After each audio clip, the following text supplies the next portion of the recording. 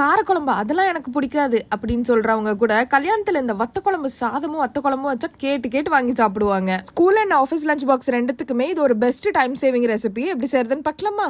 குக்கர்ல 2 table spoon அளவுக்கு எண்ணெய் ஊற்றிக்கோங்க. 1 ஸ்பூன் அளவுக்கு கடுகு போட்டுக்கலாம். மணத்தக்காளி சுண்டைக்காய் வத்தல் 1 டேபிள் ஸ்பூன் அளவுக்கு, 4 காஞ்ச மிளகாய், 2 கொத்து கருவேப்பிலை, 1 ஸ்பூன் அளவுக்கு சீரகம். எல்லாம் நல்லா பொரிஞ்சு வந்ததும் ஒரு 10 போல சின்ன வெங்காயம், ஒரு 4 பல்லு போல பூண்டு எடுத்து வச்சிருக்கேன், அதை சேர்த்துக்கலாம். வெங்காயம் கண்ணாடி பதம் வந்ததும் 1 ஸ்பூன் அளவுக்கு மஞ்சத்தூள் சேர்த்துக்கோங்க. மிக்ஸ் பண்ணிட்டு இது கூடவே நல்ல பழுத்த தக்காளியா 2 மீடியம் சைஸ் எடுத்து வச்சிருக்கேன், அதை சேர்த்து நல்லா வதக்கிக்கலாம். தக்காளி ஓரளவுக்கு வதங்கி வந்ததும் இப்போ 1 ஸ்பூன் அளவுக்கு வெறுமிளகாய் தூள், தனியாத்தூள், 1 ஸ்பூன் சாம்பார் தூள், 1 ஸ்பூன் அளவுக்கு வீட்டு மிளகாய் தூள் இதெல்லாத்தையும் சேர்த்துட்டு நல்லா வதக்கிக்கலாம்.